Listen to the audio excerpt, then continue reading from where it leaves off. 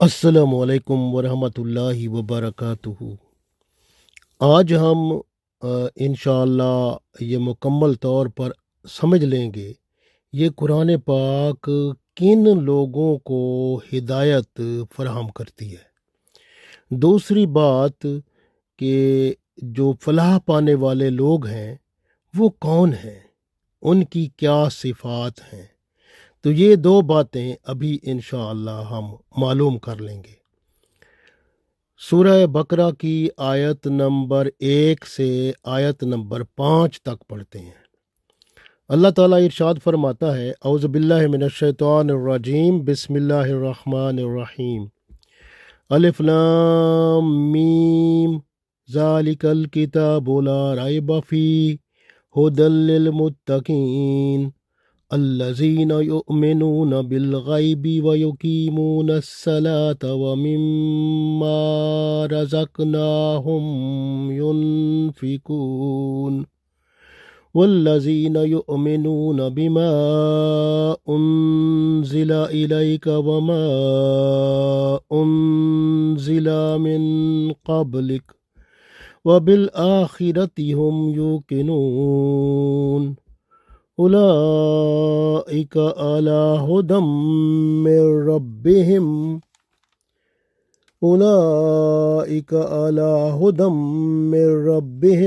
وَأُولَئِکَ هُمُ الْمُفْلِحُونَ۔ 5 آیات سورہ بقرہ کی پڑھی ہیں۔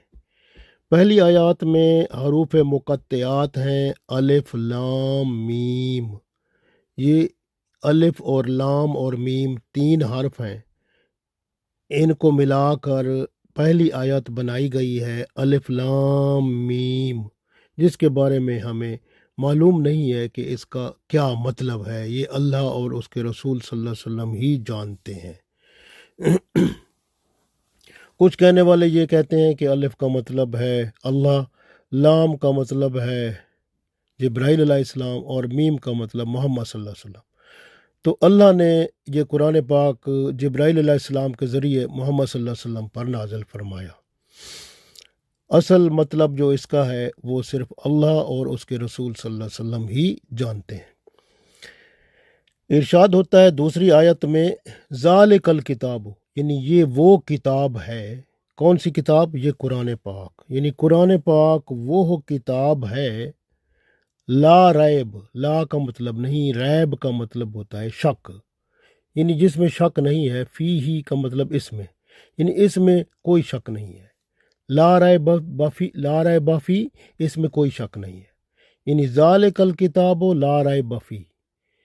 اب اس میں آپ غور کریں نا، ذالک الکتاب، یہ جو کتاب ہے نا، اس کو جب رسول اللہ صلی اللہ علیہ وسلم کی طرف یہ آیات نازل ہوئیں تو فرمایا گیا ذالک الکتاب۔ ذالک کا مطلب ہوتا ہے وہ کا مطلب یہ نہیں بلکہ وہ سے مراد یعنی آپ صلی اللہ علیہ وسلم کو وہ جو کتاب جو اصل کتاب ہے وہ اللہ کے ہاں دکھا دی گئی۔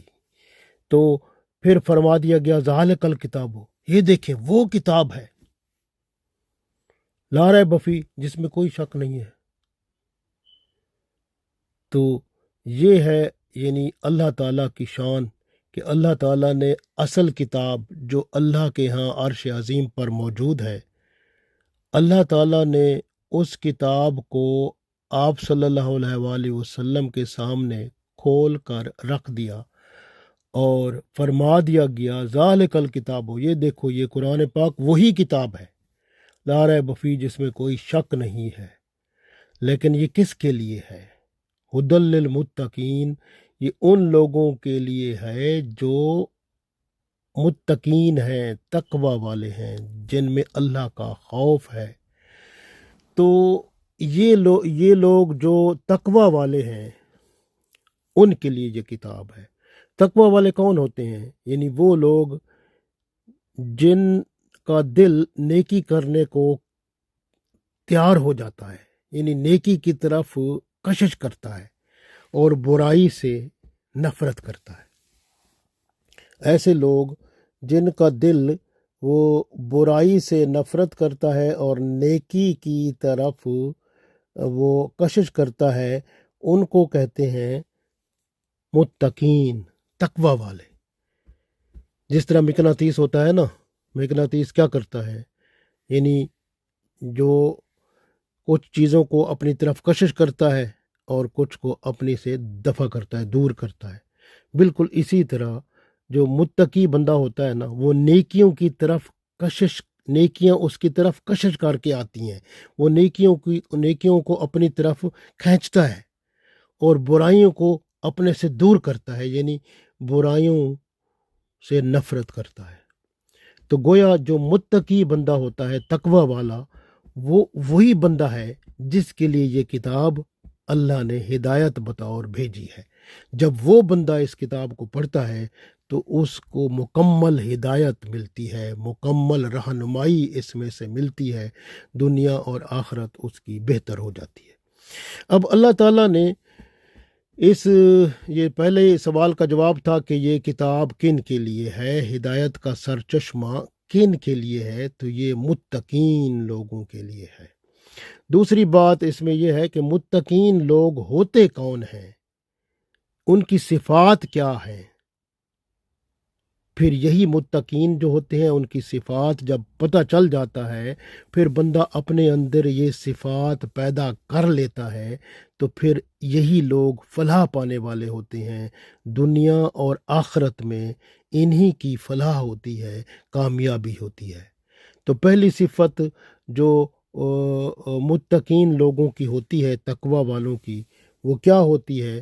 وہ اللہ تعالیٰ نے خود ہی فرما دیا ہے کہ پہلی صفت جو تقوی والوں کی ہوتی ہے نا، الذین یؤمنون بالغیب، کہ وہ غیب پر ایمان لاتے ہیں، یعنی بغیر دیکھے۔ غیب کیا ہوتا ہے؟ الذین یعنی وہ لوگ، یؤمنون جو ایمان لاتے ہیں، بالغیب غیب پر، یعنی بغیر دیکھے۔ اللہ کو نہیں دیکھا، ایمان لاتے ہیں۔ قیامت کو نہیں دیکھا، ایمان لاتے ہیں۔ فرشتوں کو نہیں دیکھا، ایمان لاتے ہیں۔ جنت دوزخ کو نہیں دیکھا، ایمان لاتے ہیں۔ تو گویا اس طرح سے کتنی چیزیں ہیں جو بالغیب ہیں، تو یہ غیب والی چیزوں پر ایمان لاتے ہیں۔ پہلی صفت کیا ہوتی ہے ان تقوی والوں کی؟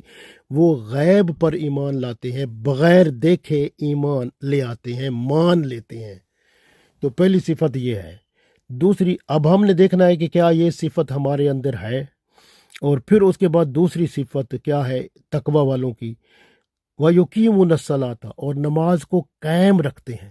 قائم رکھنا کیا ہوتا ہے کہ ایک نماز آ گئی نا، پھر اس کے بعد دوسری آئی، جو دوسری کو پڑھ لی، تیسری آئی اس کو بھی پڑھ لیا، چوتھی آئی وہ بھی پڑھ لی، پانچویں آئی وہ بھی پڑھ لی۔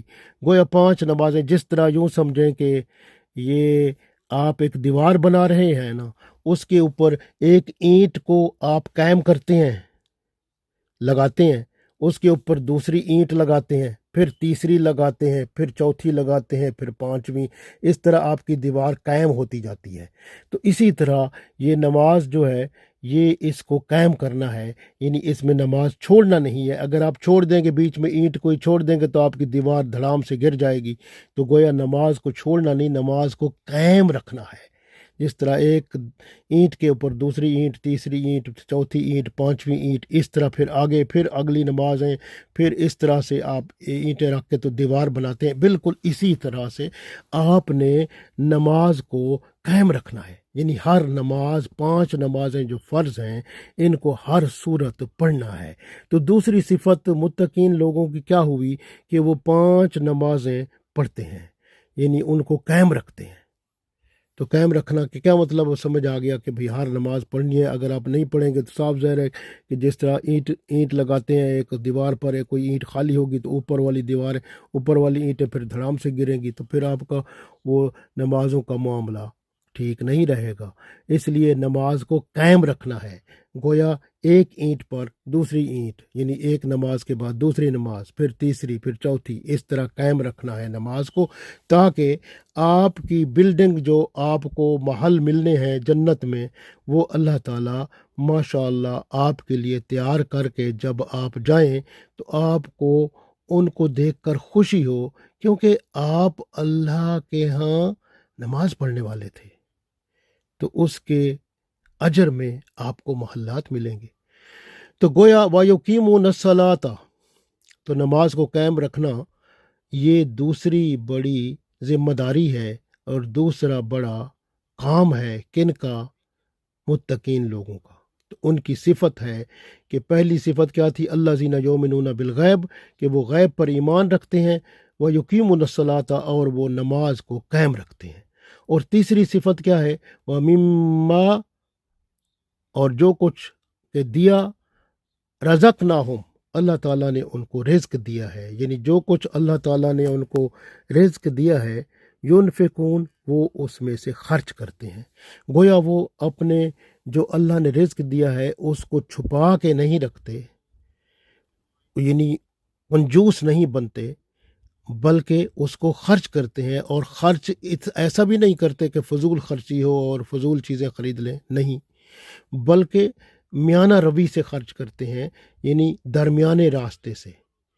تو خرچ کرنے میں وہ ماشاء اللہ وہ اللہ اور اس کے رسول صلی اللہ علیہ وسلم کے حکم کے مطابق، جیسے قرآن پاک میں خرچ کرنے کا طریقے بتائے ہوئے ہیں، تو وہ شریعت کے مطابق خرچ کرتے ہیں ماشاء اللہ۔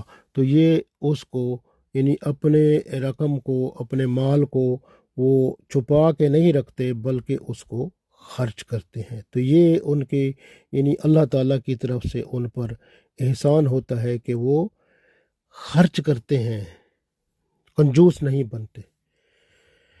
تیسری بات ہو گئی کہ وہ خرچ کرتے ہیں، کنجوس نہیں بنتے، فضول خرچی بھی نہیں کرتے، بلکہ درمیانہ طریقہ اختیار کرتے ہیں۔ چوتھی بات آئی والذین یؤمنون بما انزل الیک، والذین، اور وہ لوگ یؤمنون جو ایمان لاتے ہیں، بما انزل الیک، جو آپ پر نازل ہوا، یعنی قرآن پاک پر۔ تو قرآن پاک پر پورا ایمان لاتے ہیں، یہ تقوی والوں کی چوتھی نشانی ہے۔ وما انزل من قبلک، اور جو رسول اللہ صلی اللہ علیہ وسلم سے پہلے نازل ہوا، یعنی اور کتابیں، جیسے وہ مسند احمد میں آتا ہے حدیث کی کتاب میں کہ 315 کتابیں نازل ہوئیں تو لوگوں کی ہدایت کے لیے، تو ان سب پر ایمان لاتے ہیں۔ تو یہ ایمان لانے کی بات ہو گئی۔ وبالآخرۃ ہم یوقنون، اور آخرت پر ایمان رکھتے ہیں، یعنی قیامت آنی ہے، اس پر ایمان ہے۔ تو قیامت پر بھی ایمان رکھتے ہیں، یعنی آخرت پر ایمان رکھتے ہیں۔ اور 4 کتابیں بڑی ہیں، جیسے یہ تورات ہے، انجیل ہے، قرآن پاک ہے، زبور ہے، ان پر ایمان رکھتے ہیں۔ اور باقی جو کتابیں چھوٹی ہیں، یعنی سب ملا کے 315 کتابیں ہیں، ان پر ایمان رکھتے ہیں۔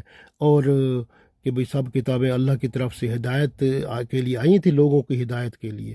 تو قرآن پاک آخری کتاب ہے جو تمام امت محمد صلی اللہ علیہ وسلم کے لیے ہدایت اور رہنمائی کا ذریعہ ہے۔